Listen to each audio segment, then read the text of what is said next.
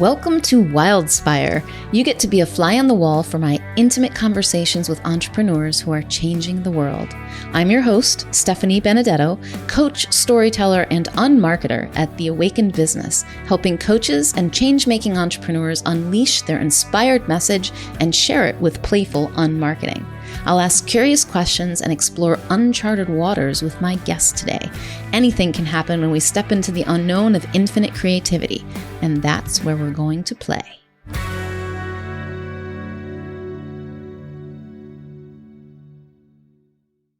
Today's guest is Genevieve Piturro, a fellow New Yorker who is as full of passion today as she was when she started 20 years ago spreading the word about her story of purpose, passion, and pajamas. We talk about the one aha moment that changed everything for her, listening to your heart voice, finding cheerleaders, and acting on your dreams even in the face of fear. Here's a little more about Genevieve Piturro. Genevieve was a successful television marketing executive until she dramatically changed the direction of her life. She found her true purpose when a sudden voice inside her head challenged her life as she knew it. In 2001, she founded the hugely successful national nonprofit Pajama program when a 6-year-old girl's question changed her life forever and she jumped off the corporate ladder. Almost 20 years later, Genevieve's Pajama program has delivered over 7 million magical gifts of new pajamas and new books to children throughout the U.S. Genevieve is now a best-selling author, professional speaker, personal strategy coach, and consultant, sharing life and leadership lessons she learned through her pajama program journey. Her book, Purpose, Passion, and Pajamas, How to Transform Your Life, Embrace the Human Connection, and Lead with Meaning, was released in August 2020 and is the winner for Inspirational Book in the 2021 National Indie Excellence Awards. She has been interviewed on and featured in many local and national media outlets, including Oprah, Today, GMA, The Early Show, CNN, Fox and Friends, Hallmark Home and Family, O Magazine, Forbes, The Wall Street Journal, and Parenting Magazine. Now get ready for an experience with Genevieve Piturro. Oh, welcome, Genevieve. I'm so excited to have you here today on my Wildspire podcast. And so I came across you and your work on a site called Podcast Guests. And I looked at your description of what you do and what you talk about. And I thought your story is so beautiful and so powerful. And in fact, I want to read something that I read on your website that's just a little paragraph about it because it's so striking to me. And maybe you can tell me, you can fill in the gaps of the story after I do that, if that's cool with you. Yeah, sure. Sure, Stephanie. So this is the paragraph that I found. One aha moment can change everything. Sometimes it's loud and clear, and sometimes it's in a little girl's whisper. I lost a lot of sleep over whether to jump off that corporate ladder 20 years ago. From the moment I knelt in front of that little girl, I knew my life would never be the same. My yesterdays, the way I knew them, were gone forever, and my tomorrows were a blank. That's a daunting place to be kneeling. It was. Yeah, so would you tell me a little bit about what that means? It's a very dramatic and powerful paragraph there. Well, it was everything that I wrote in that moment, and I'm haunted, not in a bad way, but I remember that, and I try to talk about it because it's a lesson for me to share with other people who are hoping to find their purpose or turn it into a career, and I did it, but I did it making a lot of mistakes. I did it not knowing what to expect, and that's how it felt, like a very scary place to be. But I wanted to climb the corporate ladder from the time I was a little girl. I just wanted to be that single woman in a big city, and for me, that was New York City, making my way up to that office in the sky. And it went really against my traditional Italian upbringing. And my parents, I'm the firstborn and I'm a girl, so that my parents expected me to have a family. Sure, they wanted me to go to college, but I know they wanted me to have a husband and children at what they considered a ripe old age of 24. And I didn't have that dream for myself. I wanted something else. I wanted that independence. And 12 years in climbing that ladder, I did have a great job. I didn't have any complaints, not one day, workaholic, single girl, you know how it goes. And one day in my apartment, I had this moment where I heard a voice, and I know it came from me, and I know it didn't come from my head. It came from the me in my heart and my soul. And I heard a question, and I heard, if this is the next 30 years of your life, is this enough? And Stephanie, it stopped me cold. And I realized in a split second, no, that I would be alone if I didn't reconsider the rest of my life.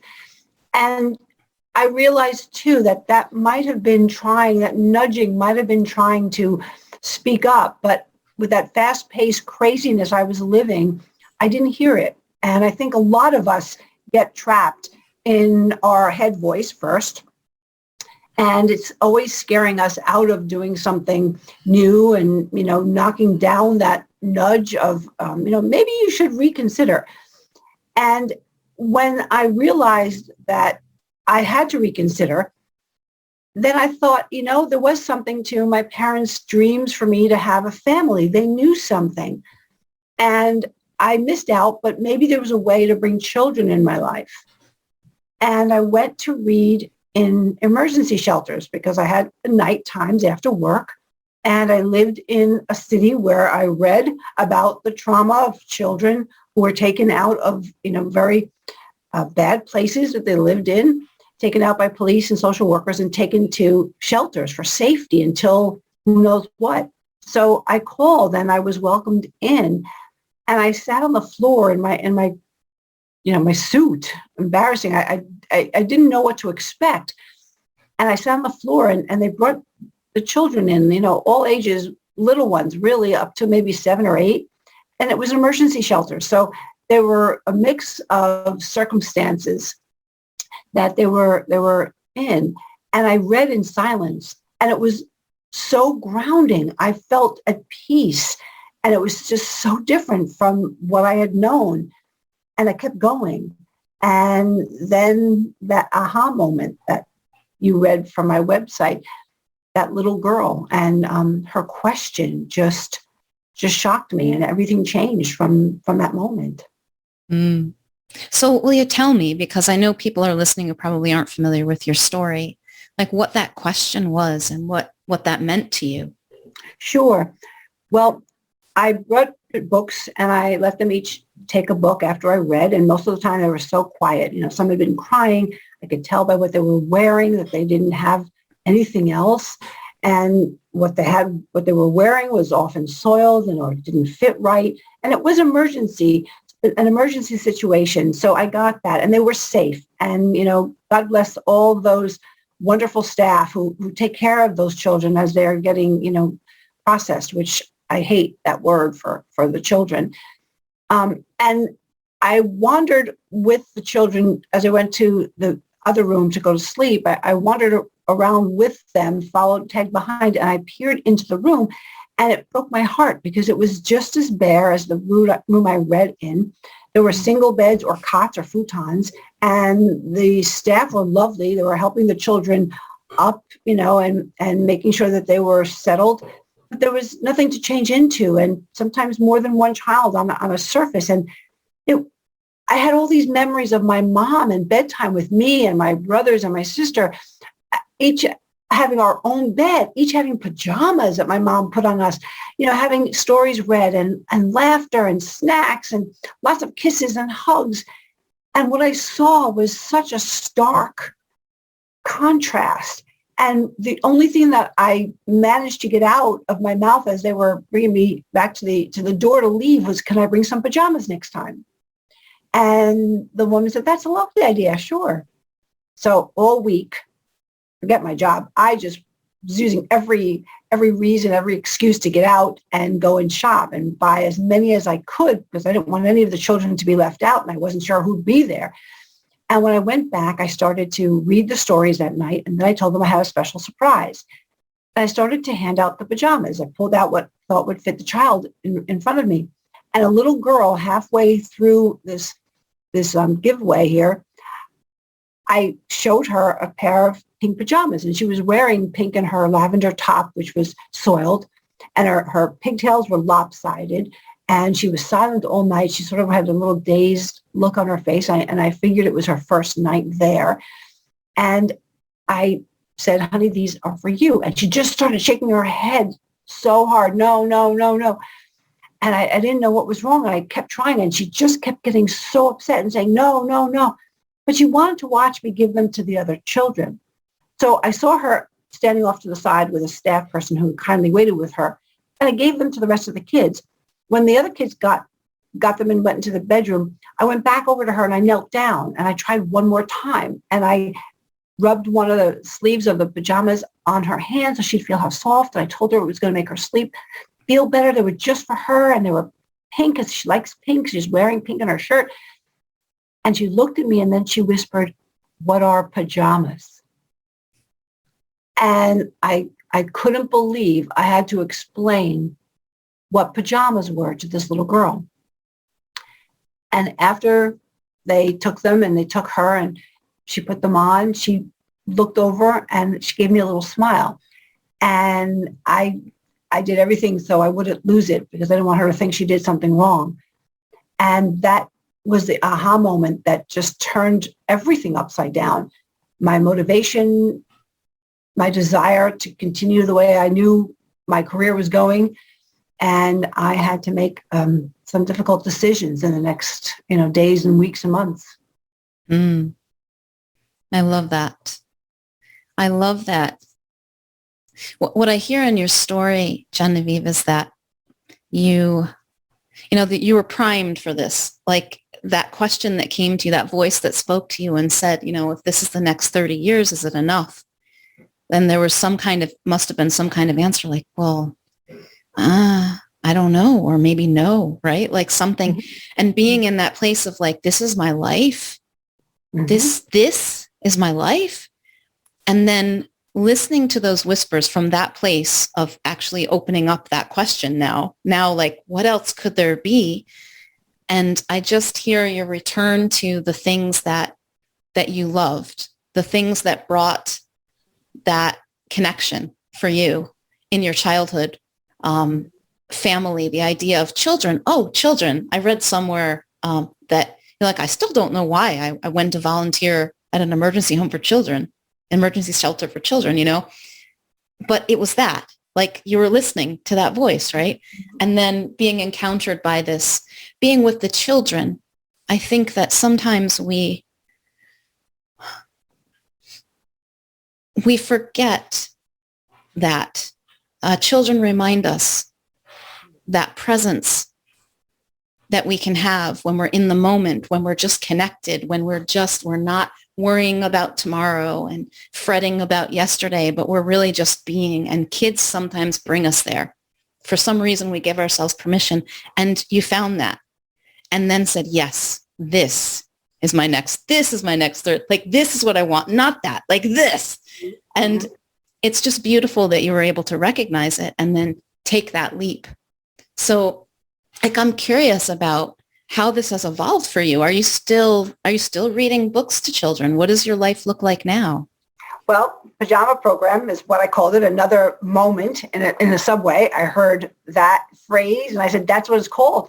Because I was wondering, what am I going to call this thing? I'm bringing pajamas and books to children all over the city at night. And is this a thing, or is this, and that popped into my head. So eventually, a year or so later, it became 501c3 and called Pajama Program. And we just celebrated 20 years. So for most of those years, I was founder and executive director running the show. And now, a few years ago, I went to our board of directors and I said, I want to write a book because the whole story is really about purpose. And people over these 20 years have been asking, you think I have a purpose, or how did you do it? And I have a lot of lessons that I could share of things I did wrong and a few things I did right. And speaking all these years, I think now there's a big need for people to find their purpose. So I'd like to give my executive directorship role to someone else, and let's hire an executive director, and I'll just be the founder, and I'll make my way speaking and writing and helping people find their purpose. So 20 years now, 7 million new pajamas and new books we've provided, and we have 63 chapters around the US. So thankfully, the tens of thousands of people and companies and foundations who felt that little girl's pain and hurt responded the way I did. And in different ways, we band together, and we are trying to do what we can to give these children love, even if they don't see us at their most vulnerable time. Good nights or good days. And if we can get them to feel better and feel loved, they'll sleep better, they'll wake up and be able to thrive, be able to feel that they can manage another day. Mm. And just like that little girl made a difference to you in that moment, like sparked something inside of you, who knows how many little sparks you're igniting with the work that you're doing with the Pajama Project, and now with your book as well, reaching all these lives, igniting these sparks in them as well. Yeah.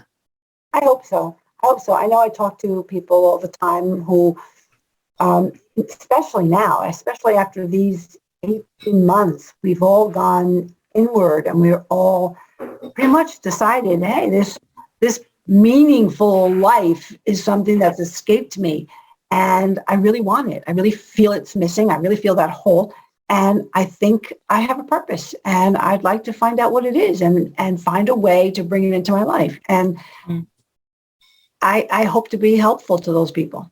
Mm. So what does it mean to you? What does purpose mean to you? Like, tell me more about that. Sure. Well, I think it's service, but it doesn't mean you have to go out and run a nonprofit. It means that you honor this heart calling, whether it's an art form like singing or dancing or drawing, or if it's a career, and maybe you love numbers, or maybe you love working with children and you want to be in the medical field, not necessarily a doctor, but maybe you want to work doing something to help children or seniors. Whatever it is, it's giving it air, letting it breathe, taking it off that back burner. We've all put those things that we think, oh, I could never do it, and bringing it into the forefront and giving that gift to yourself. I talk about the slide or the jump. I jumped in.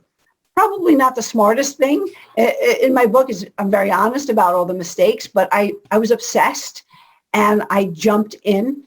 And there's a way to do it smarter than I did, and there's a way to slide that purpose, and even sliding your purpose into your life in a little way. And I teach how to do that and start with 3 steps. It makes you feel different about yourself, about your surroundings, about life.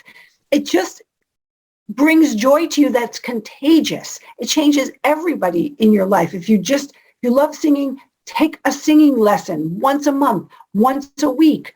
Yeah, if you like to be with animals, find a place that you can help out for an hour a week or an hour a month. And if you can't do it physically, if you can't get in that space physically, do some research. Just pour yourself into the internet and all the wonderful ways that people are discovering how animals can help humans, or how to help animals, and just immerse yourself in that world any way you can, physically or via the internet. Read about it, talk to people. Everyone's connecting. Connect with somebody on social media who is in your world, and just say, I've always loved this. I wonder if you'd spare half an hour to talk to me about what it's like to work with animals, to work with children, to be an artist. And it changes everything. It changes how you feel about yourself. It's a gift you're giving yourself. It changes how people feel when they're around you. It's such a contagious feeling of joy that it's impossible to believe that you went without, once you feel how easy it is to bring that purpose from the back burner up front. Mm, I like that a lot. I was having a conversation the other day, and the person I was talking to was relating how a friend of hers was lamenting about a disappointing daughter, and asked this daughter, well, what do you want to do with your life? And she said, I just want to have fun. And the person I was talking to said, like, oh, that seems like such a frivolous purpose. And I said to her, I would answer it the same way. Like, I want to have fun with my life. Like, that's what I'm here to do. And having fun, not in the sense of distracting myself because my life is miserable and I feel like crap all the time, but having fun as in pursuing what brings me joy, creating the cool stuff that inspires me, spending time with people like yourself who have inspiring stories and are reaching out to help people change their lives. That's fun. That's my idea of a good time. And in what you're saying, I can remember talking to clients in the past who had cut themselves off from something that they really love and something they really desire. A guy in particular who was in music, he was a DJ, and he liked it, but what he really wanted to do was pursue his music. What he really wanted to do was make music. And I said, well, do you have a guitar? He's like, yeah, it's probably all covered in dust under my bed. I'm like, please get it out. 5 minutes. Spend 5 minutes, because the joy that you experience will trickle over into every area of your life, and it will show the way. It's like it's following the breadcrumbs of that joy led you to the creations that have sprung from it and continue to. It sounds like it's evolving, like you're still doing it. It's a really beautiful thing. Right. You're right. It spills over into everything and everyone. And that's the part where the service comes in. It's a service that we do to share our stories. It's a service to support each other's dreams. It's a service to be responsible for our part in this grand picture, of humanity. And by withholding what we love and our joy, it deprives other people of sharing theirs. They'll share if you share.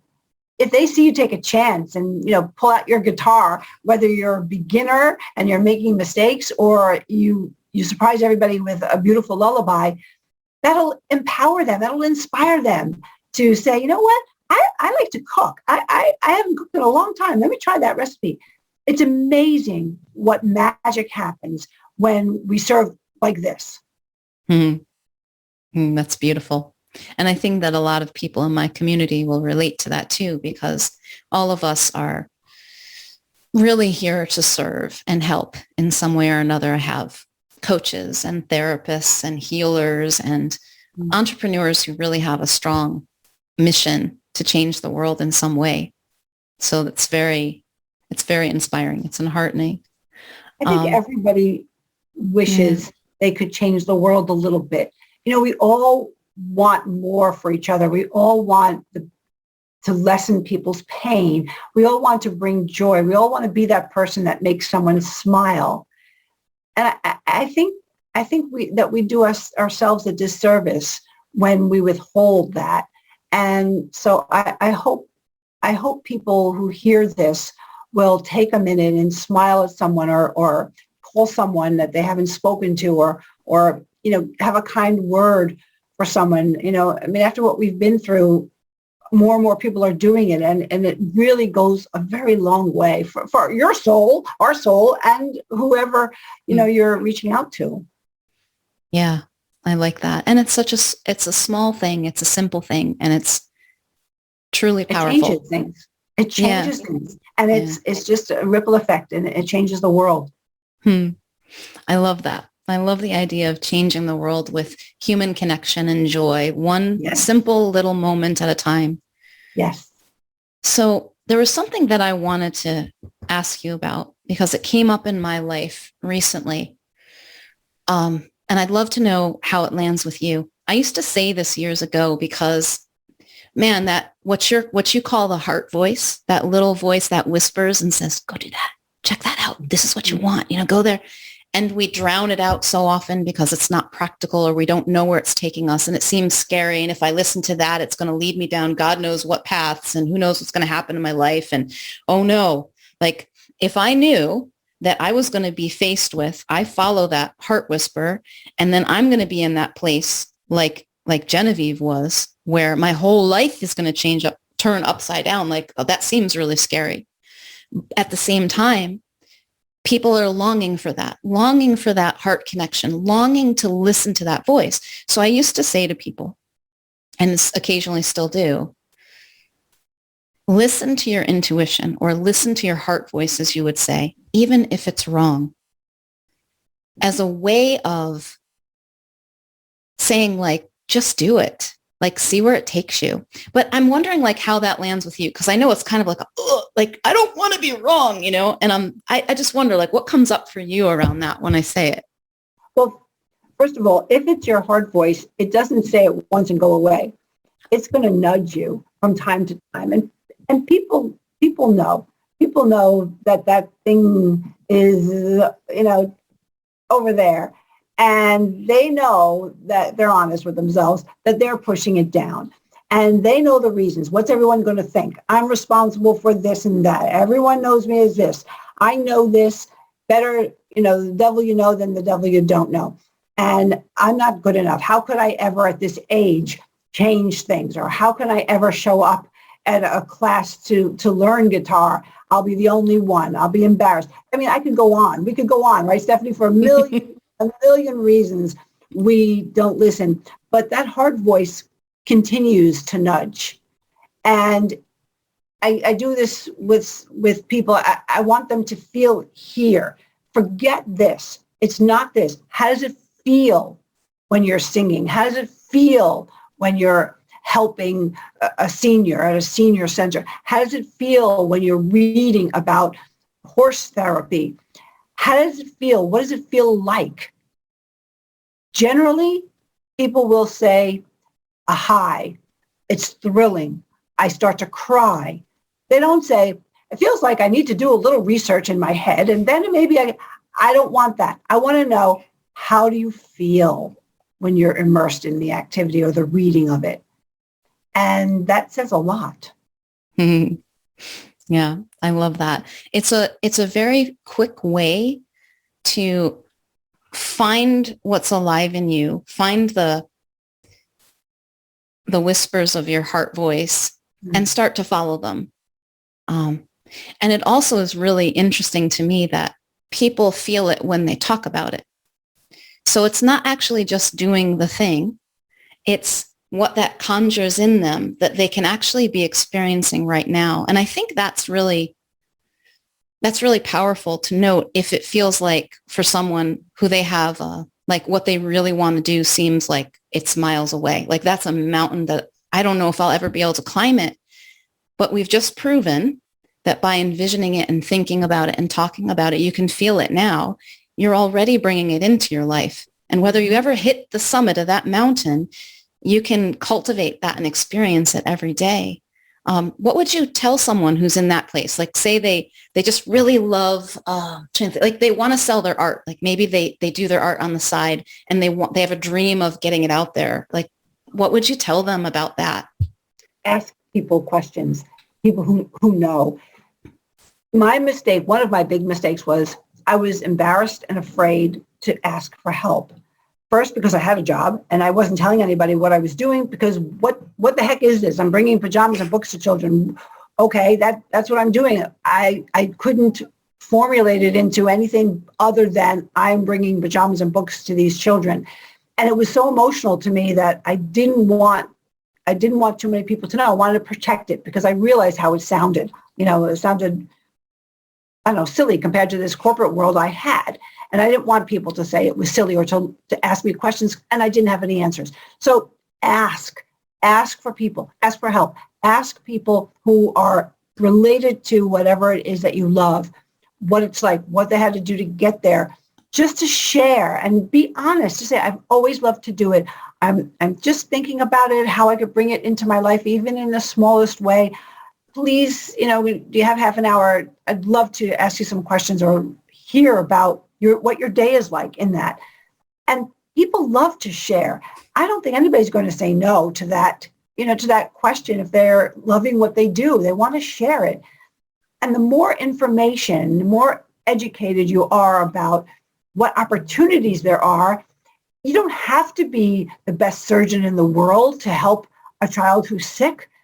Maybe you'll find something along the way in that path that makes you feel like this is my purpose. This moment with the children, maybe visiting before their surgery, maybe bringing them a gift after, see what hospitals have volunteers do. There's so many ways, but you won't know until you start exploring. So be free, get over the afraid to ask, the embarrassment of it all, and embarrassing, and how embarrassed it would be if people found out you were inquiring about this when you're, a big accountant somewhere.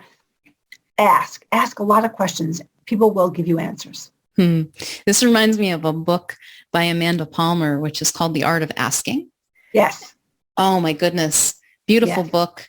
And she has just shown how powerful it is to be transparent and vulnerable and authentic with people and accessible, like in a way that a lot of times we're afraid to be, especially, like I'm thinking New York, right? Like New Yorkers are like anywhere else. They have, they're human beings with hearts and souls. And yet, because of the close confines, there seems to be a bit of this is a way that we create our boundaries and we don't disturb. But it doesn't take a lot to penetrate that, like one moment of connection, right? So, right. And the way you spoke, or what I've seen you write about human connection, I would love to know like what that means to you and like, why is that important? Nothing would have happened if I didn't speak up, if I didn't tell anyone what I was doing. I'd be a female Santa Claus walking around with a sack of books and pajamas all by myself, bringing them around and not being able to really make a difference, because how many pajamas and books could I carry every day by myself?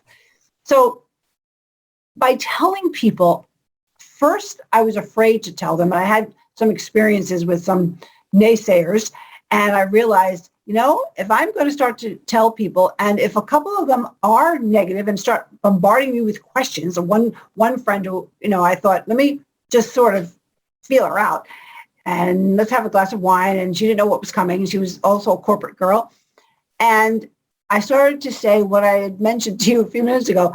I had this experience. I went to a shelter and I read some storybooks to children, and then I brought pajamas because they didn't have any. And this little girl asked me, what are pajamas? And I can't stop thinking about her. And I want to keep bringing pajamas and books to her. And I need to figure out how to jump off this corporate ladder and do that. And she looked at me like I had 6 heads and started asking me, like, why would you do that? You've given so much to 12 years. You're almost there. You have a great career. Can't you just do that once in a while? Do you think it's really going to change their lives?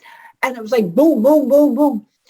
And I realized I needed to get my cheerleaders in order, because they're going to help you up when some of those others push you down.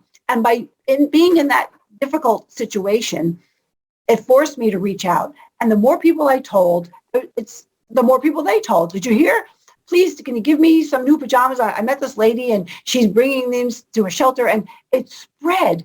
Because when you speak from your heart, as you were saying, you connect with people, especially when you tell a story, when you speak emotionally about a story, about an incident that happened. And I didn't know the magic. I didn't know the power of the human connection.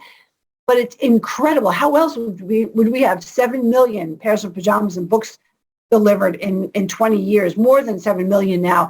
How would we ever have 63 chapters around the U.S. taking pajamas and books to children and reading with them? Never one woman. And, in 20 years, I realized it's not the power of one the way I thought. So many people think, only the big famous people who do something amazing and magical are blessed with this purpose. The rest of us don't have that. It's not the power of one that changes things. It's the power of one another that moves mountains and moves people. And that's the human connection. And we need to embrace that. Mm. It strikes me as you're saying this, Genevieve, that you didn't start a business. you really started a movement that comes from the heart that says, hey, let's come together and do this thing. And it caught on because it connected from your heart to each individual heart and kind of spread in that way. You were talking about contagion, like that there's something contagious about this, that when you're that on fire, and, I can hear it in the way you talk about it. You've been doing this project and all its offshoots, right? Wherever it's taken you for 20 years. And you still sound truly passionate about it. Like it has not dried up in you, this No. purpose. Yeah. No, and when I tell the story, I can see it registers as if I'm the little girl. She speaks through me. And when I tell you and you tell someone, she speaks through you. And she's touching lives through every person that hears the story, because it's a simple story. We can all relate to how there's a hole in all of us somewhere deep that can relate to her hole in her heart. We've all had the lowest of lows. We've all been lonely. We've all been afraid. We've all felt abandoned. We've all felt like we are not worthy. We've all had those moments. And that connects with this little girl, and the thought of this little girl having all those feelings is just so much for us to take on, that we are moved to make something better for her. Mm-hmm. Yeah. And it seems to me that the fact that this is around a child is the promise of healing that lost child that perhaps lives within us. Mm-hmm. Yeah. And knowing that, like when I look at that child, there's nothing wrong with her. Maybe she's a little scruffy. Maybe she's had a few knocks. She's always been perfect. There's a story that I wrote, because I have a deep appreciation for story too. And the power of yours is, you're right, it's in its simplicity and its heart connection, where it comes from. It still resonates through all these years. And I wrote a story about, how we look at this small child, and there's no doubt they're perfect. Like regardless of how they come out, like there's something so innocent and beautiful. And then at a certain point, they grow and somehow believe that they're not. They're no longer perfect. They're flawed. They have holes. They have a mistake. They feel like there's a hole in their heart. But they never change. They're the same being. And that's still us. And I love the reminder of that. And what you're saying is that, like, yeah, we can make a difference there with them and also with us. It's healing for all of us to do that. I think you're right, Stephanie. Yeah, that's beautiful. So I'm wondering, like, have you noticed, has your relationship with your purpose changed over the years? It has. In the early years, I met a great guy. I didn't want to get married and have kids. As I said, I wanted to be that corporate girl, but I met a great guy. And the test for me was, I said, well, I'd better clue him in on my, thinking here that I might change careers, because he thinks he's getting involved with a career girl, two-income family, if we get serious, all that. So I gingerly broached the subject, and I said the same thing I said to that woman. I'm thinking about changing my career, because it turns out it doesn't really mean anything to me or anyone else. And I met this little girl in a shelter, and I told him, and his first response was, go for it. And I knew that he was the one, because I had a few naysayers, and I was afraid, he might be one, but I guess I knew deep down he wouldn't be one. So he's seen everything, all the ups and downs, and it's been not all roses, but thankfully everything worked out great, and we are happily married. And because of that peace and being able to trust myself and what I feel, that people will rally if you share what you need and you give back in turn, I've felt this this response from people. Not only did they want to help, but people wanted to know if they could find their purpose, if I had time to listen or talk or share. So that's why I wanted to write the book. And that's why I wanted to speak not only about Pajama Program and the start and the story, but the whole journey of what it means to find your purpose, from the scary time when you don't know what to do, through the ups and downs. That's quite a roller coaster, I can tell you, and so many lessons. So I've been sharing that with being a purpose coach, I call it, and with the book and with speaking. And now I'm having a Find Your Purpose in-person summit in October in New York. And I think people are looking more now than ever for a way to express themselves honestly. It's been too long. And I talk a lot about fear because that holds us back. Most of the time, that's the word that people use, and I did too. And I tell people all the time, sometimes you just have to do it afraid. I heard that on a sappy movie once, and you know what? I sat up on the couch and I said, that's exactly it. Sometimes you just have to do it afraid. That is a really, really beautiful point. Simple, right? Well, I used to like the variation of it, feel the fear and do it anyway. Yes. Not like as a badge of honor, but right. Who says that you have to be confident to do something? Right. You don't. You can just do it with shaking knees and still do it. Yes. Yes. And once you realize that you're going to feel the fear, it lessens the fear in a strange way. Yeah, it's okay. You don't have to fight it. It's okay to feel afraid. Right. It's quite normal. As human beings, I feel it probably almost daily, some form of it, or insecurity or something comes up, right? Right. Yeah. Right. Knowing that it doesn't have to stop you, then it doesn't stop you. Right. Isn't that funny? It's quite funny. And I come back to that sentence. My yesterdays, the way I knew them, were gone forever, and my tomorrows were a blank. That's a daunting place to be kneeling. That is fear of the unknown, classic, right? That's dark. What's really funny is that that's every day. Honestly, I do not know what's going to happen to me, even in the next 5 minutes. Now, it looks pretty clear to me that we're still having a conversation in 5 minutes. Right. But that's what my mind is telling me. But do I know that for sure? No. And then every moment is passing away. And yet, what I see you pointing to and living to the best of your ability and encouraging others to is following that heart voice in the moment. Because when you follow that, it doesn't follow the I need to know exactly what's going to happen next of the head, right? It's not a straight line. Right. And making that switch can be a little scary.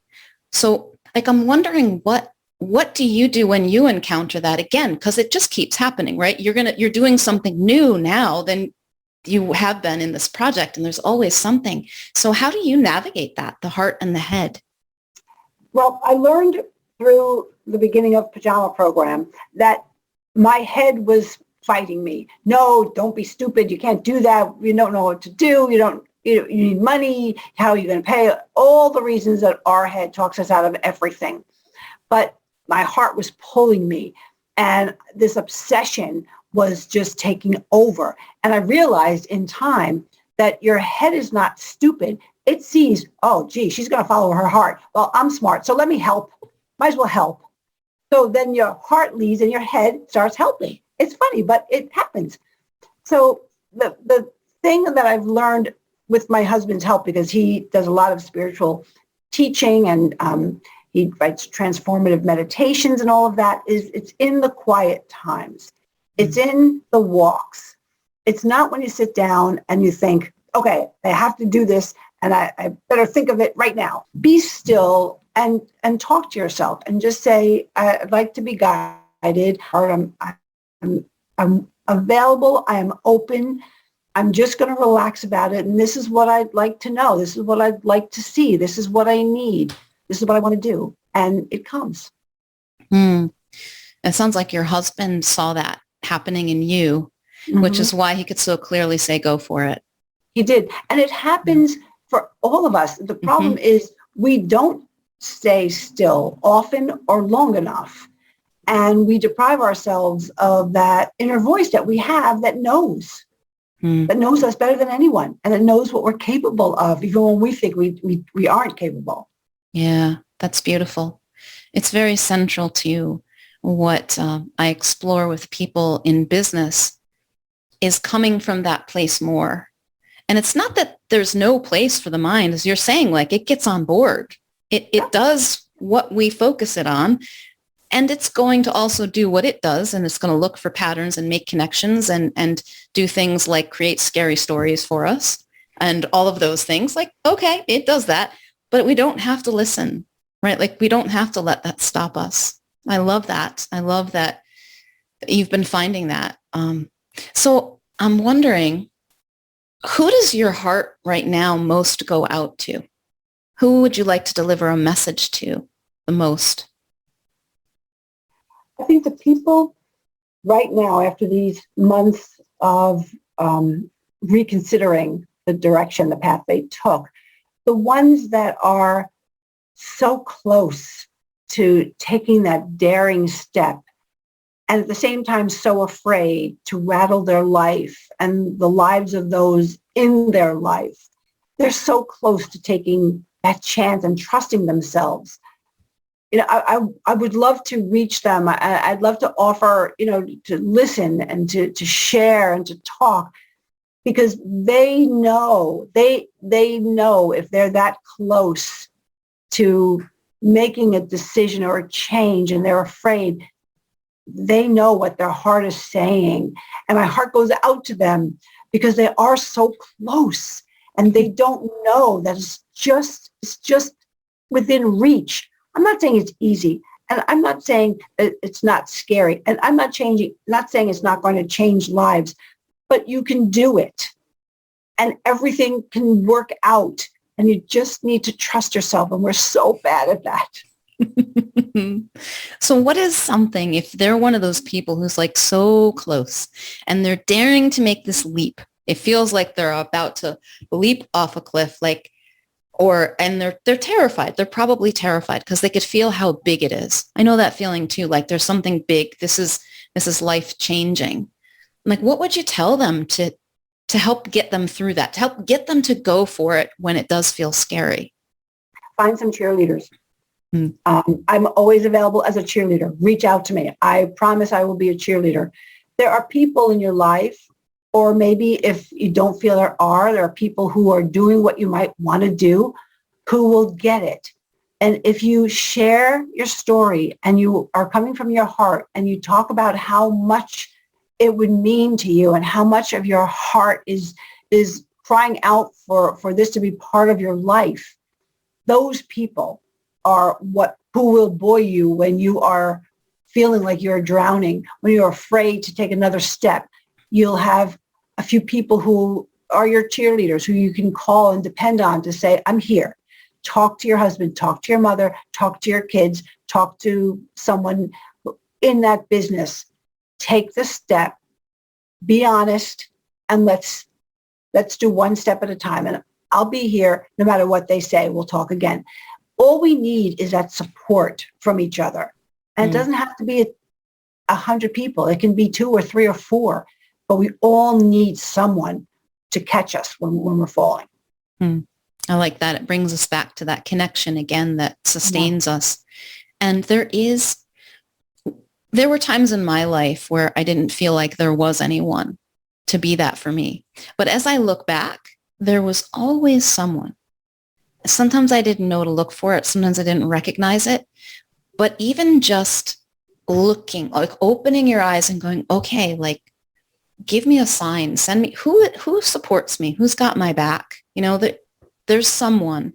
I can remember teachers that just, they maybe said these couple words and it just went into my heart and stayed with me. Like, Stephanie, you're going to do great things. And I felt like this little loser of how am I ever possibly going to? but it fed something because there was something in it that was true. They were seeing something in me. That's what it is, like finding those people who see the light and say, yes, I see you. And there are a lot of coaches who are brilliant cheerleaders.